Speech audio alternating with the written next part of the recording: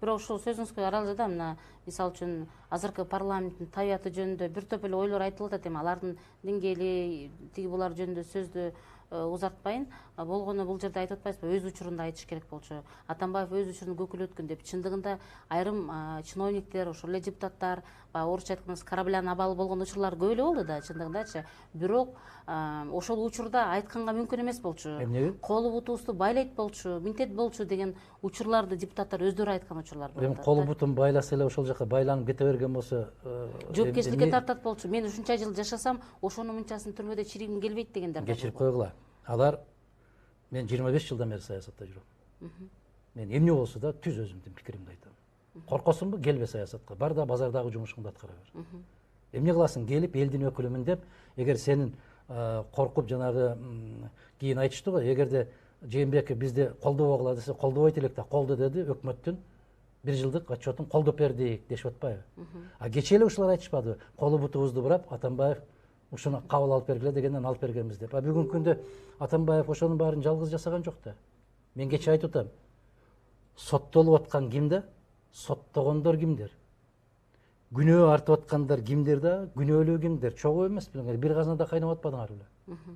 Эми ошонун баарын чогуу жасап алып, силер момоюп, мурутуңарды сылап коюп, анан бир кишиге одара салган болбойт. Жоопкерчиликти сезе билүү керек дагы, айтыш керек да. Биз аябай кыргыз жаңы тарыхында аябай уят болдук. Биз сабатсыз болдук. Биз баягы көзү ачыла элек мышыктын балдарындай болуп, ар жакты бер жакты карап, өкмөттүн башчысы деле айтпадыбы? 1 жыл биз караштырдык. Оюнчукпуз караштыра турган, ал бала бакчабы. Эми биз мындан ары карай иштейбиз. 1 жыл сен эмне элдин тагдыры менен ойнодуңбу? Анан ушул биздин коллегалар ушу суроо берди, журналисттер айтып атпайбы? 1 жылдын ичинде 9 өкмөттүн мүчөсү кетти. Ага кандай карайсыз? Алар менин командамдан эмес болчу дейт. Сөйтө. Өзүңөр ойлоп көргүлөчү айлана. Ушул примерден айта турган сөзү. Айткылачы, ушу деңгээл кандай деңгээл бул? Алар сенин командаңда болбосо, сени ал жерге байлап койдубу бирөө? Ал эми бул кызматта, жумушта. Жумуш айтышым керек да. Менин командамдабы, менин командамда эмеспи? Сен бир өкмөттүн мүчөсүсүңбү? Демек сен бир кемедесиң да. Анан алар кетип калгандан кийин алар меники эмес болчу, кимдики эле? Ошо мына сиз айтып аткан суроонун өзөгүнүн баары бүгүнкү күндө бийликтин 3 бутагы тең аябагандай сабатсыздык. Өтө сабатсыздык. Баягы сиз кээ бир сөздөрдү айтып атпайсызбы? Орусча айтканда мындай деп. Мен эч бир сөздү кошуп сүйлөгүм келбейт.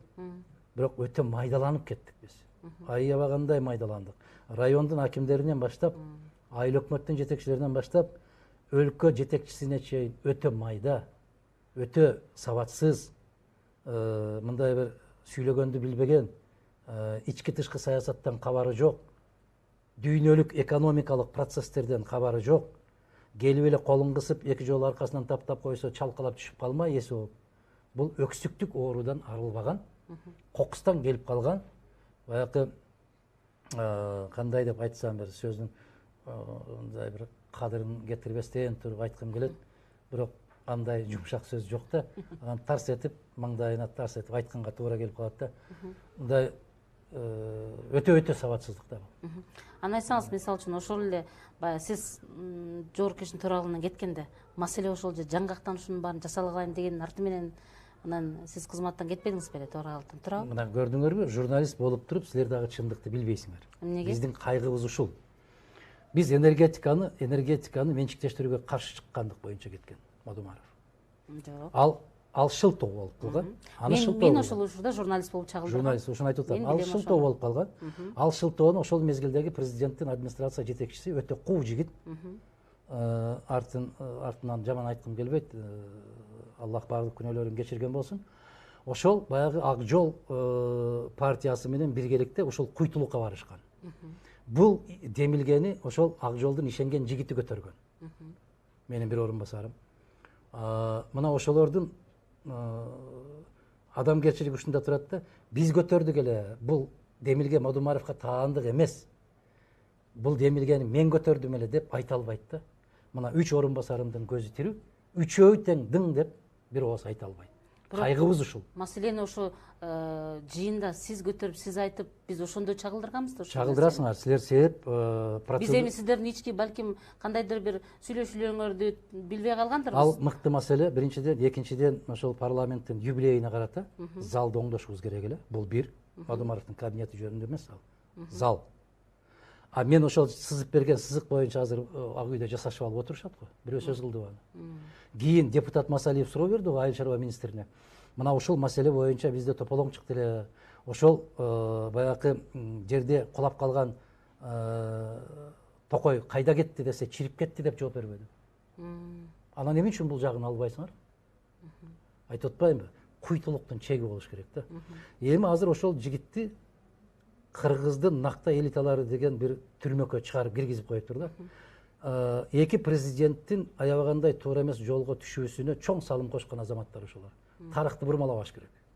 Тарых өзүнүн ордунда калыш керек. Баягы Сталин айткандай, мен өлгөн соң ар кандай шыпырындыны мүрзөмө келип төгөт, бирок улуу тарыхтын шамалы учуруп кетип ордуна коет дегенде, кече жакында главный документы деп Москвадан 6 килограммдык китеп чыкты.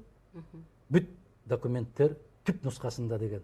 Мен ошону буйртма берип отуруп алдырдым. Теңирден тескери.